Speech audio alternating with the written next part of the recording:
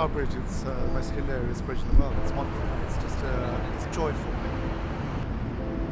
Impressive. Yes, it was built about 1840, I think, 1850.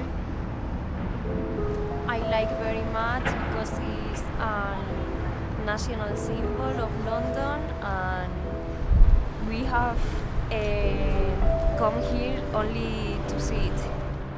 Yeah, well, I think London over the years is gradually starting to build up into these big skyscrapers and things. I think London's sprawled so much now that it's got to a point where to get to the centre of London you have to travel great distances, and the only way really to get around that is to densify the centre, which is why we're seeing these huge skyscrapers and tower blocks going up.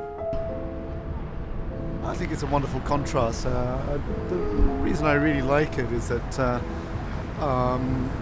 you can see it from everywhere, and it actually shows you how close London is.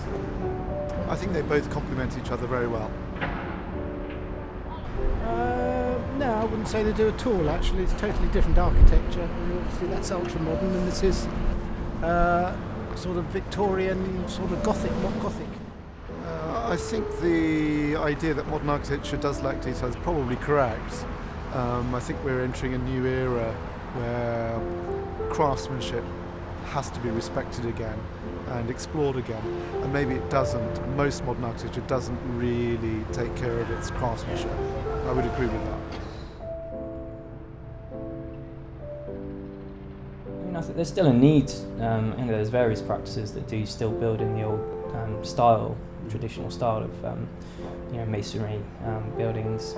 Robert Adam, for instance, is they specialise in historical buildings, and they build in the classical style, and that's all they do.